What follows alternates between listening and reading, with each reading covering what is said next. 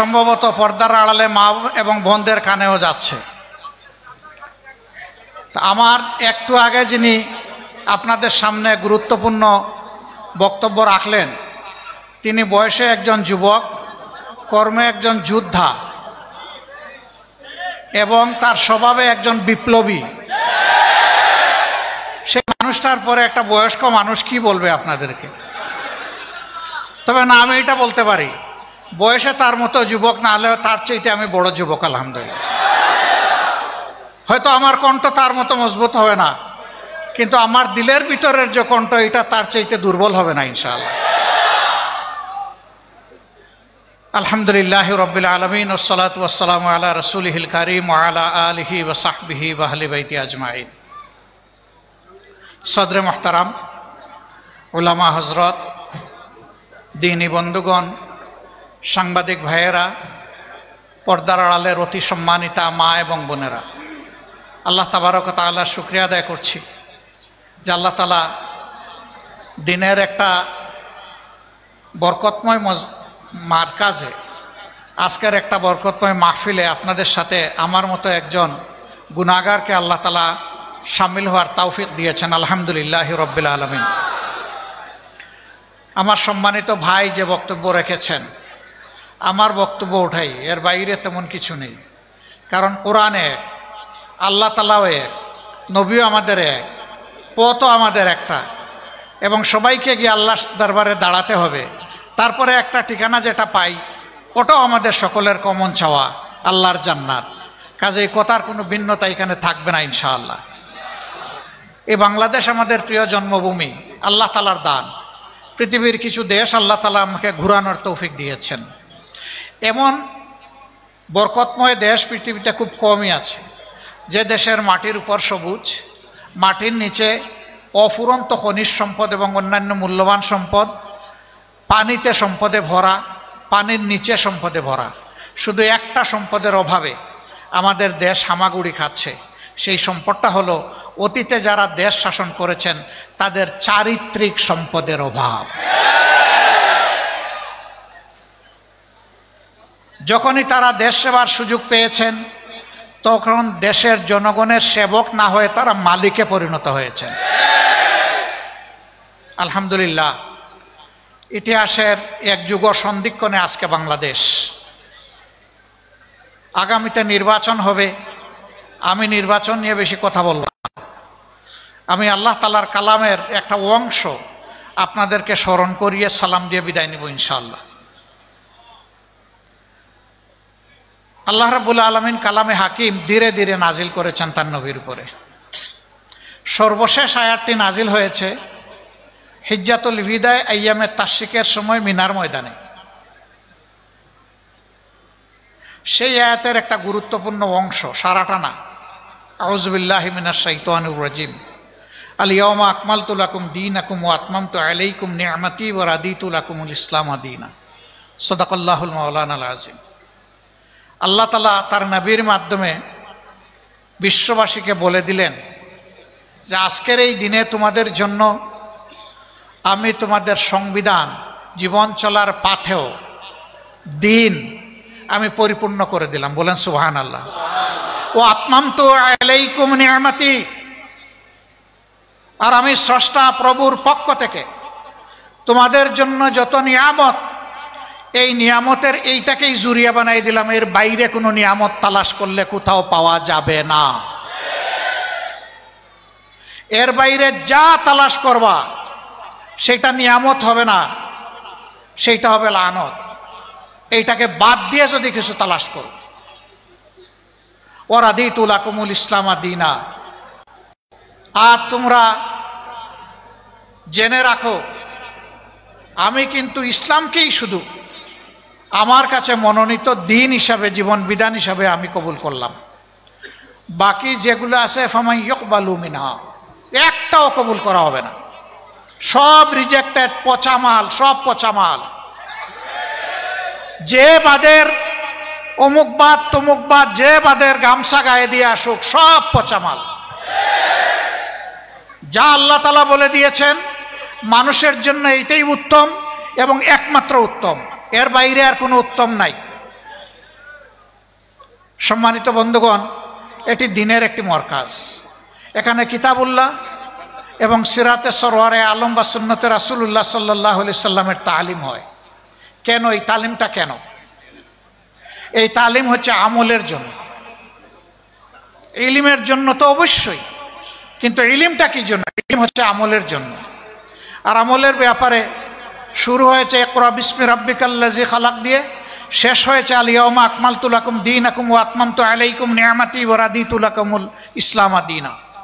এর ভিতরে আল্লাহ মানুষকে যত আমল করার জন্য হুকুম দিয়েছেন, আল্লাহর কসম মুহাম্মদুর রাসূলুল্লাহ সাল্লাল্লাহু আলাইহি সাল্লাম সবগুলো আমল করেছেন, একটাও বাদ দেননি তিনি।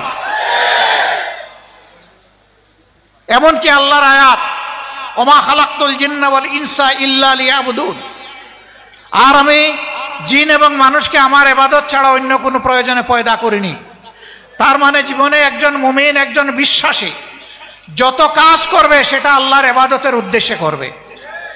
এখন প্রশ্ন জাগে, আমি ভাত খাবো, আমি চাকরি করব, আমি ব্যবসা করব, হাল চাষ করব, আমি যুদ্ধ করব, সেগুলো কি আমার ইবাদত? আল্লাহর কসম সবগুলো ইবাদত।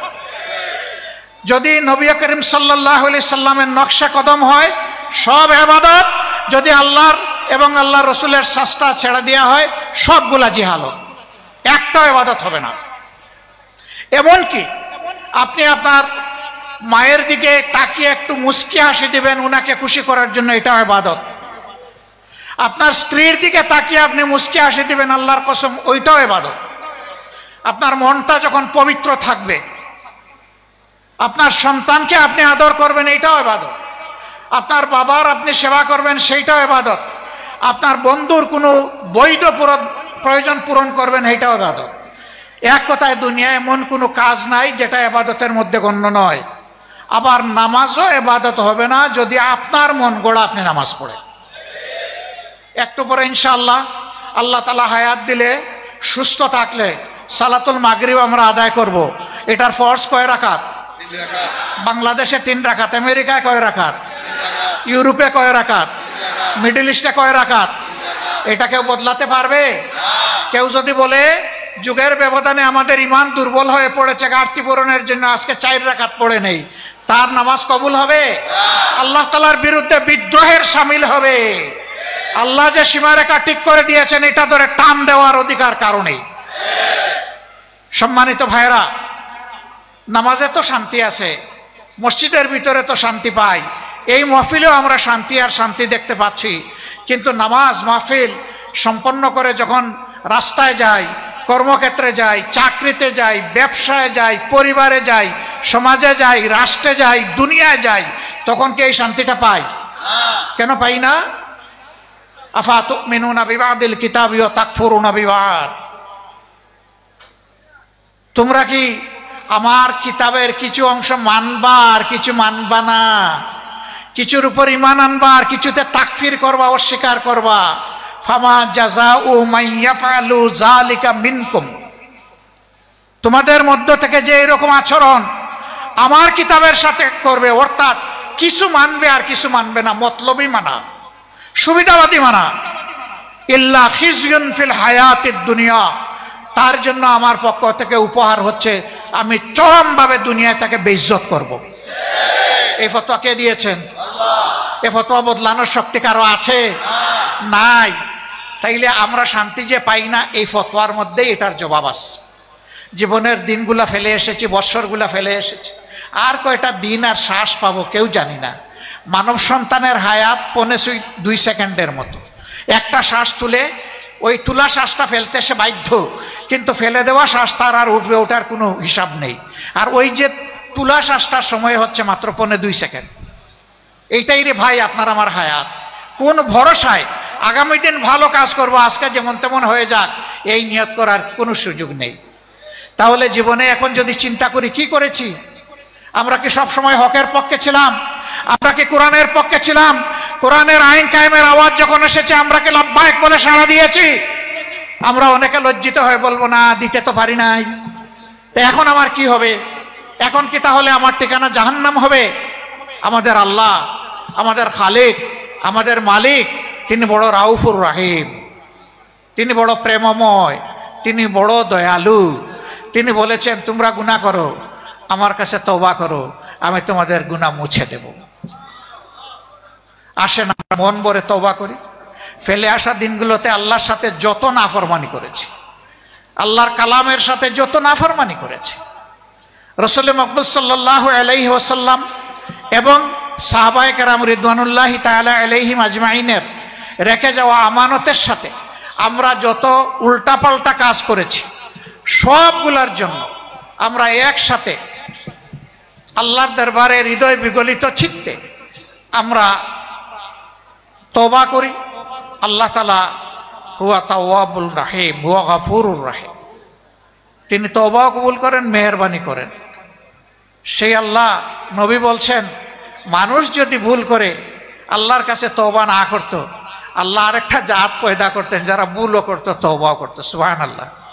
এত ভালোবাসেন আল্লাহ তওবাকে। অতীত জীবনে হে রাব্বুল আলামিন আমরা অনেক ভুল করে ফেলেছি, আমাদের উপর অর্পিত দায়িত্ব আমরা পালন করি নাই, কিছু বুঝেও পালন করি নাই, কিছু না বুঝেও পালন করি নাই। আজ তোমার দরবারে আমরা বিনা শর্তে সারেন্ডার করলাম। হে আল্লাহ, তুমি আমাদেরকে ক্ষমা করে দাও। আস্তাগফিরুল্লাহ আল্লাযী লা ইলাহা ইল্লা হুয়াল হাইয়ুল কাইয়্যুম ওয়া আতুবু ইলাইহি ওয়ালা হাওলা ওয়ালা কুওয়াতা ইল্লা বিল্লাহিল আলিয়্যিল আযীম। আমরা শপথ নিব, হে আল্লাহ আজকে থেকে নতুন জীবন দাও আমাদের।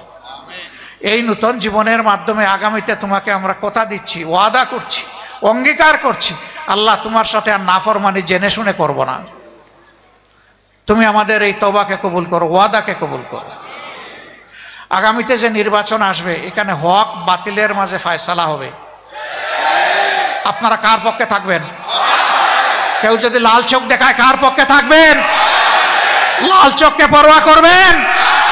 পরোয়া কাকে করবেন? পরওয়ারদিগার আল্লাহ তাআলাকে পরোয়া করব, আর কাউকে আমরা পরোয়া করি না। সম্মানিত ভাইরা, এটা বুট নয়, এটা এক একটা বেটো পাওয়ার। ভুল করলে আল্লাহর দরবারে জবাব দিতে হবে। বিবেকের আলোকে ভোটটা দিবেন, হকের পক্ষে থাকবেন, দুর্নীতির বিরুদ্ধে অবস্থান নেবেন, দিনের পক্ষে অবস্থান নেবেন, আল্লাহর কালামের জন্য যারা সংগঠিত হবে তাদের পক্ষে অবস্থান নেবেন, তাদের জন্য দোয়া করবেন, তাদের পাশে থাকবেন। আমরা একসাথে লড়াই করব ইনশাআল্লাহ, আল্লাহর রাজ কায়েম করার জন্য, দুর্নীতিমুক্ত বাংলাদেশ গড়ার জন্য। আমরা কারো সাথে আপোষ করব না। ওই বাংলাদেশ না গড়া পর্যন্ত আমরা থামবো না ইনশাআল্লাহ। আমাদের জন্য শুধু দোয়া করবেন, শয়তান যেন আমাদের মধ্যে কোনো বিভ্রান্তি সৃষ্টি করতে না পারে, শয়তান যেন লজ্জিত হয়ে পরাজিত হয়ে পালিয়ে যায়, মুমিনদের জন্য বিজয় হয়। আল্লাহর কসম, আমরা কোনো দলের বিজয় চাই না, আমরা আল্লাহ তাআলার দ্বীনের বিজয় চাই, আমরা জনগণের বিজয় চাই। এই মুসলিম জনগণ আর জালিমের হাতে নিষ্পেষিত হোক। হে আল্লাহ, তুমি এই বিপদ থেকে এই জাতিকে তুমি রক্ষা করো এবং জুলুমের বিরুদ্ধে দাঁড়ানোর তৌফিক তুমি দান করো। আল্লাহ তাআলার দরবারে সেই মুনাজাত করে নামাজের সময় আসন্ন আমাকে এখানে দাওয়াত করার জন্য আমি মহান রবের দরবারে শুকরিয়া আদায় করছি এবং এখানে বড় হুজুর ওনাকেও আমি আমার অন্তরের অন্তঃস্থল থেকে শুকরিয়া আদায় করছি। উনি যে মায়াবী দাওয়াত আমাকে দিয়েছিলেন, আজকেই জালকাঠিতে আমার এইরকম আরেকটা দাওয়াত ছিল, কিন্তু আমি কোনো অবস্থাতে ওনার এই দাওয়াতকে অগ্রাহ্য করার কোনো দুঃসাহস আমি দেখাতে পারিনি। আমি মহান আল্লাহর উপর ভরসা করে চেষ্টা করেছি এখানে এসে হাজির হওয়ার। নিশ্চয়ই আপনাদের কোনো হক আমি আদায় করতে পারিনি, আমাকে ক্ষমা করবেন। আমার জন্য একটা দোয়া করবেন, একটা দোয়া চাইবো আপনাদের কাছে। আমি আল্লাহর জন্য, আল্লাহর দ্বীনের জন্য রক্তমাখা চাদর নিয়ে শহীদ হয়ে আল্লাহর দরবারে হাজির রাখতে চাই। জীবন তো একটা, জীবন তো দুইটা পাবো না, আর এই মৌত হচ্ছে সবচেয়ে লোভনীয় মৌত। এই রক্তের চাদর গায়ে দিয়ে ইয়ামুত তাগাবুনে, হার জিতের দিনে মহান রবের দরবারে দাঁড়াতে চাই। একটুখানি দোয়া করবেন আপনারা ইনশাআল্লাহ। এটা বড় দুর্বল হয়ে গেল। জাযাকুমুল্লাহু খায়রান, বারাকাল্লাহু ফি হায়াতিকুম। আসসালামু আলাইকুম ওয়া রাহমাতুল্লাহি ওয়া বারাকাতুহু।